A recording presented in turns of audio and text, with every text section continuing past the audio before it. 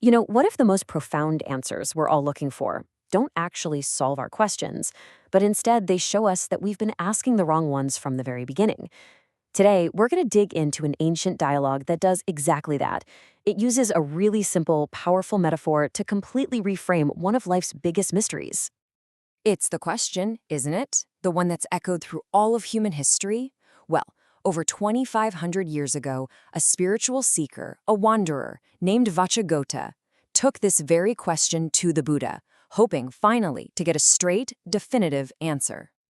But here's the thing about Vacchagotta. He didn't just stop with one question. Oh no, this guy was on a mission to unravel the entire fabric of reality. He showed up armed with a whole list of the great philosophical puzzles of his time. He ran through the whole shebang, the big 10 philosophical questions. Questions about the cosmos, about the nature of the self, and, of course, the big one, what happens to an enlightened being after death? He basically wanted the ultimate cheat sheet for existence.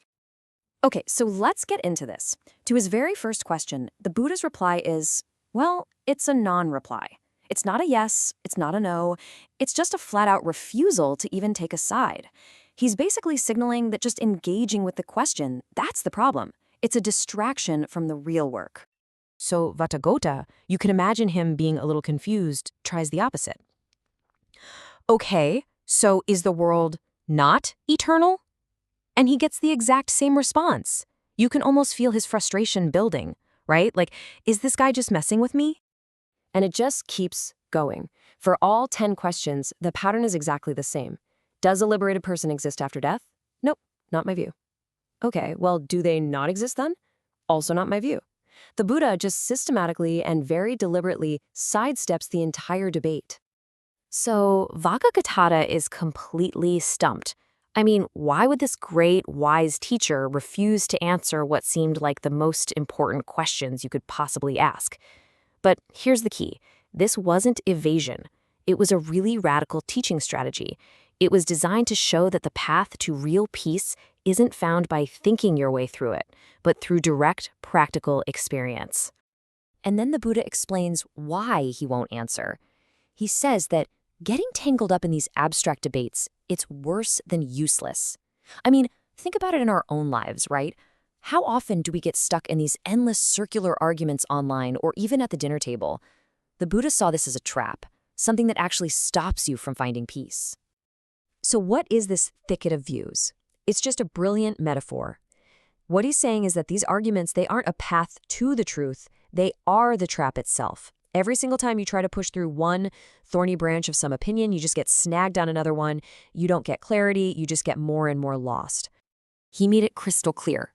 Arguing about these points doesn't get you any closer to liberation, to nibbana. It just creates more agitation, more distrust, more suffering. So the crucial thing here is that he had to get Vacchagotta to stop trying to map the thicket and instead to show him the way out. And this is how he does it. He pivots. He just drops all the abstract philosophy and he uses this simple, tangible analogy. It's a total masterclass in teaching, really, to illustrate a concept that words alone just couldn't capture. He was about to make the unexplainable completely obvious. I want you to just picture a campfire, okay? Its flames are crackling, reaching up into the night.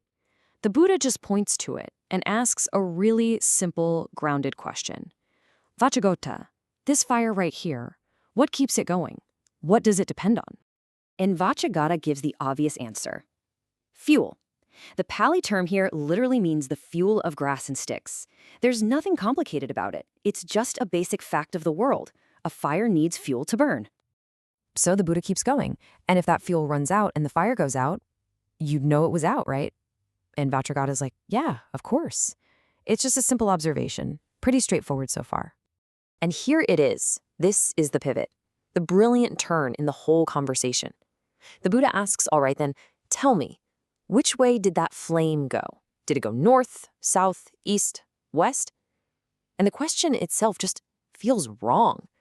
It's built on a completely false premise that a flame that's gone out actually goes somewhere. It's what philosophers call a category error. Vacchagotta gets it instantly. He sees the logical trap. He just replies, the question does not apply. Exactly. The fire didn't travel anywhere. It just stopped when its cause, the fuel, was taken away. The whole idea of direction is completely irrelevant to something that's been extinguished. And that is the masterstroke. That's the aha moment, where the whole thing just clicks into place. The Buddha uses the simple shared understanding of a fire to finally answer Vacchagotta's real question about what happens to a liberated person. And what's so incredible is how deep this metaphor goes.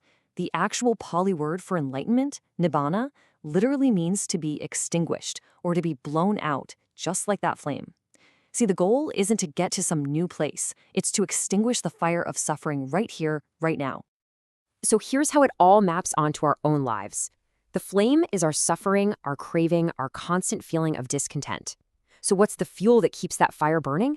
It's our clinging, our attachment to every part of our experience, our bodies, our feelings, our perceptions, our ideas. When we stop supplying the fuel, the flame just goes out. So, asking where a liberated person goes after they die is exactly like asking where the flame went. It's like asking, what's the sound of one hand clapping? The question itself is just meaningless because it's based on a totally faulty premise. You're trying to apply ideas like location and existence to a state where they just don't apply anymore. And that brings us to the final, honestly breathtaking revelation here. The dialogue shifts from the image of a fire being put out to a totally new metaphor for this state of being, something that goes way beyond our limited ideas of measurement and location. You can't say they exist like a rock exists, or that they don't exist like a unicorn doesn't. Those words, those labels, those concepts, they're part of the very fuel that has been used up. A liberated being is simply unclassifiable by the normal rules of our reality. So how is this state described? Not with these flimsy words like existence, but with words that point to its sheer scale, its mystery, deep, immeasurable, unfathomable, like the great ocean. Can you even begin to imagine a state of being so vast that our concepts just break when they try to contain it? This ancient parable is a direct challenge to every single one of us right here today. So the next time you find yourself stuck in a thicket of views, burning all your energy on some pointless debate, just remember the parable of the flame and ask yourself, am I trying to win an argument, or am I willing to let the fire just burn out? The real answer might be in the extinguishing, not in the explaining.